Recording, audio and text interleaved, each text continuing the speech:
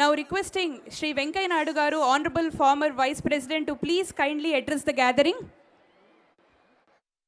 Come on, Hyderabad, join your hands together.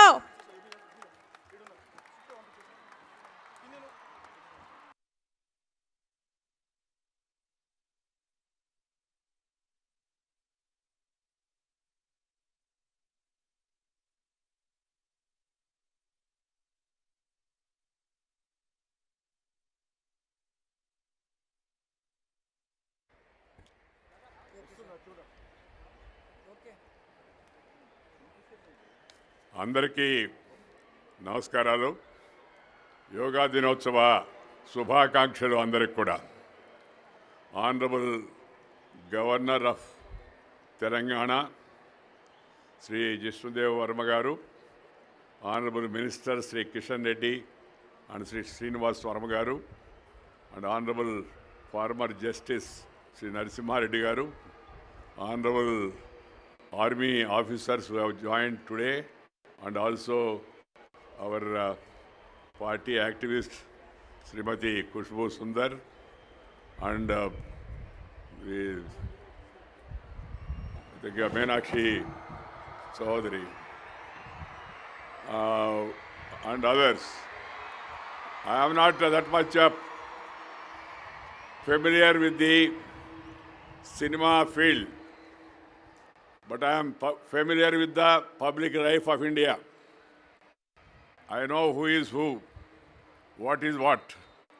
My dear friends, today we all joined here to celebrate International Yoga Day, Curtain Raiser, because tomorrow is the International Yoga Day declared by United Nations of Organization.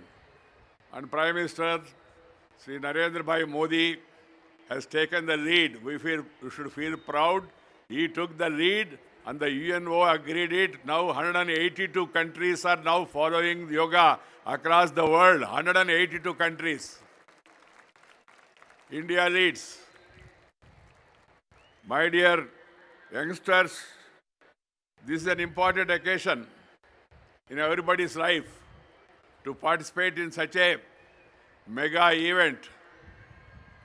And I am happy that the youngsters of Hyderabad and the people of Bhagyanagar, they have all responded to the call given by Honorable Minister Sri Kishan Reddy, who took initiative to organize this grand function. I am very happy about it.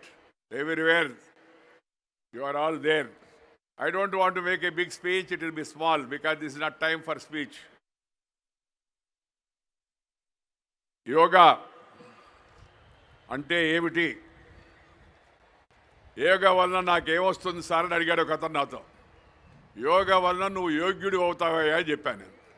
मुझे क्या मिलेगा योगा करने से, ऐसा उन्होंने सवाल पूछा मेरे से. मैंने उन्हें कहा योगा करने से आप योग्य बनाओगी. और उससे क्या है, योग्य बनाने माने कोई मामूली विषय नहीं है. That means you will be fit for anything, for everything. All mentally, physically, you will be fit. If you are physically fit, then mentally you will be all right. That is the saying. ఈరోజు పని ఒత్తిడితో అందరూ సతమవుతూ అవుతున్నారు. The modern day life, there is tension without reason. People suffer with tension, no attention, no retention. They will be doing only pretension, as if everything is all right and all.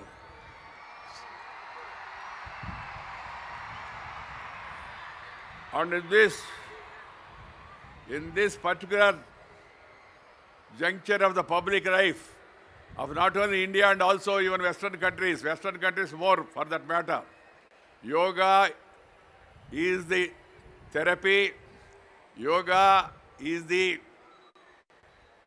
medicine, yoga is the remedy for all the problems. And yoga will really help you, teach you how to be normal, how to be all right. Keeping that in mind, I would call upon the people to join this program in large number. And then this is not a one-day program. It's not a one-day event for a camera or for general public and all. Yoga should be part of your life. మన జీవితంలో యోగా ఒక భాగస్వామ్యం కావాలి. ప్రతి ఒక్కరూ యోగా తయారు చేయాలి. యోగా చేసినందువల్ల అందరూ యోగ్యులుగా తయారై భారతదేశాన్ని మరింత శక్తివంతమైన దేశంగా ముందుకు వెళ్ళాలని చెప్పి నేను మనవి చేస్తూ ఉన్నాను. So it should be taken as a mission, not for commission, no remission, no omission, passion for the nation, then have this mission of yoga. That is my advice to all the youngsters. ఒకే భూమి ఒకే ఆరోగ్యం కోసం యోగా అనే పేరుతో ప్రధానమంత్రి గారు ఇచ్చిన పిలుపుకి ఇవాళ దేశవ్యాప్తంగా కనీ విని ఎరుగని రీతిగా అన్ని రాష్ట్రాల్లో కూడా మనకు సన్నాహాలు మొదలైనవి. మన పక్కనున్న ఆంధ్రప్రదేశ్లో తెలుగు రాష్ట్రంలో మాన్యులు ప్రధానమంత్రి గారు రేపు వచ్చి ఆ యోగా డే కార్యక్రమాల్లో పాల్గొంటున్నారు. మనం ఒకరోజు ముందుగానే భాగ్యనగరంలో ఇక్కడ యోగా కార్యక్రమాన్ని వాళ్ళ ఒక రకమైన ఆ ఇంగ్లీషులో చెప్తుంటారు కదా, కట్ అండ్ రైజర్ అని, ముందుగా మనం ఈ కార్యక్రమాన్ని వాళ్ళు పెట్టుకున్నాం. సంతోషం. ఈరోజు ప్రజలందరూ శాంతితో ఆరోగ్యంతో ఉండాలనేదే మన యొక్క లక్ష్యం. ప్రపంచ ప్రజలందరూ, మనమే కాదు ప్రపంచ ప్రజలందరూ కూడా ఆరోగ్యంగా ఉండాలనేది మన లక్ష్యం. అందుకని ఈ సంకల్పాన్ని తీసుకొని మనం ముందుకు వెళ్ళాలి. యోగా అనే పదానికి మన పెద్దలు విస్తృత అర్థాన్ని చెప్పారు. యోగా అంటే ఇంద్రియాలను వశం చేసుకోవడం. యోగా అంటే మానసిక శక్తులను ఏకం చేయడం. యోగం అంటే ఏకాగ్రతను సాధించడం. యోగం అంటే ఆత్మశక్తిని మేలుకొల్పడం. యోగం అంటే సాధన చేయడం. అంతిమంగా యోగం అంటే మానవత్వాన్ని సాధించడము. అది అంతిమ లక్ష్యం. తత్వశాస్త్రంలోని 6 దర్శనాల్లో యోగ దర్శనం కూడా ఒకటి. భగవద్గీతలోని ప్రతి అధ్యాయాన్ని కూడా మనం కానీ గమనిస్తే దాని యోగమనే అంటారు. ఈ సందర్భంగా ఆది యోగి పతంజలి మహర్షిని స్మరించుకోవడం మనందరి యొక్క ధర్మం. వారు అక్షరబద్ధం చేసిన పతంజలి యోగ సూత్రాలు సర్వకాలాలకు ఆచరణీయమైనవి. యోగ చిత్తవృత్తి నిరోధ అని పతంజలి మహర్షి ఆ రోజుల్లో తెలియజేశారు. యోగ అంటే చిత్త వృత్తులను ప్రవృత్తులను నిగ్రహించడమే అని దాని యొక్క భావం. చిత్తం అంటే మనసు, వృత్తి అంటే పనిచేసి ఆ మనస్తత్వం, ప్రవృత్తి అంటే. అందువల్ల వీటిని నిగ్రహించడం ఏదైతుందో అది చాలా ముఖ్యం. అభ్యాసం వైరాగ్యం ద్వారానే చిత్తవృత్తులను నిరోధించడం సాధ్యమవుతుందని పెద్దలు చెప్తారు. అభ్యాసం అంటే అవసరమైంది నేర్చుకోవడం.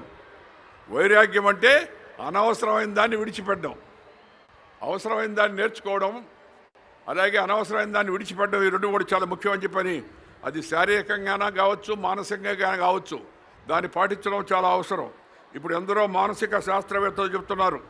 పతంజలి మహర్షి చెప్పడమే కాదు, ఇప్పుడు ఈ రోజుల్లో అందరూ ఎవరినైనా సైకాలజిస్ట్కి వెళితే, మీరు ఎవరిదైనా ఫిలాసఫర్ దగ్గరికి వెళ్ళినా వాళ్ళందరూ ఈ విషయాలు చెప్తున్నారు. ఈ భారతదేశం మీద జరిగిన విదేశ దాడులు మన సంపదలను హరించడమే కాకుండా మన కళలను శాస్త్రాలను మన నుంచి దూరం చేసే ప్రయత్నం చేశారు. ఆ నలంద విశ్వవిద్యాలయం పైన వాడు బక్తియార్ ఖిల్జీ దాడి చేసి వేలాది పుస్తకాలను అక్కడ ధ్వంసం చేశాడు. దేశంలో అనేక దేవాలయాలు మందిరాలను కూడా కూల్చివేశారు. దేశంలో మన యొక్క ప్రార్థనా స్థలాలను కూల్చివేశారు. అలాంటి పరిస్థితి నుంచి మళ్ళా తిరిగి తేరుకొని మనం ముందుకు వెళుతున్నాం. మళ్ళా శక్తివంతమైన దేశంగా తయారవుతున్నాం. మన దేశంలో ఉన్న శాస్త్రజ్ఞులు, నిజంగా మనం శాస్త్రజ్ఞులకు జేజేలు పలకవస్తుంది.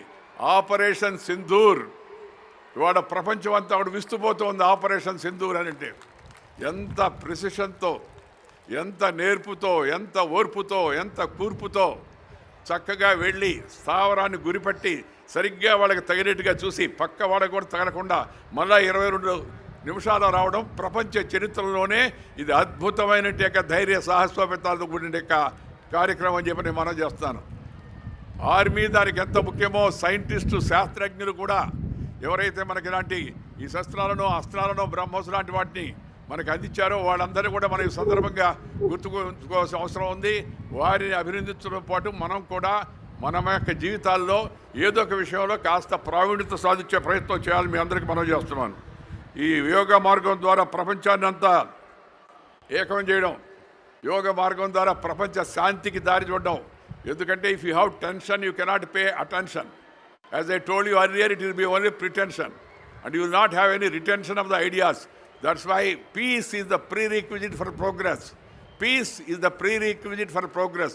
For peace, mental peace, yoga is the best remedy, cheapest remedy. యోగాకు ఛార్జీ లేదు, యోగాకు మతము లేదు. కొంతమంది దాన్ని మతంతో ఊడిపెట్టే ప్రయత్నం చేస్తుంటారు. దాన్ని నేను ఏమంటానంటే మతము కాదు, అలా ఆలోచించడం యతిమతం అవుతుందని చెప్పని మనం చేస్తున్నాను. నేను యతిమతము అనే పదం ఉంది తెలుగులో.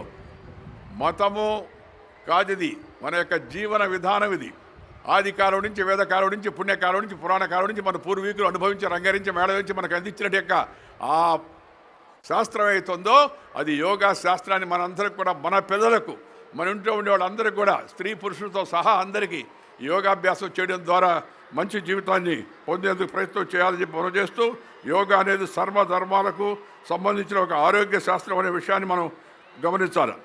యోగా విషయంలో అనవసరమైన వివాదాలు పనికిరావు, రాజకీయాలు అస్సలే పనికిరావు. దీంట్లో రాజకీయానికి అవకాశమే లేదు యోగాలో. నువ్వు యోగా చేస్తే నీ ఆరోగ్యం బాగుపడుతుంది, దాంట్లో రాజకీయం ఉందే చెప్పండి.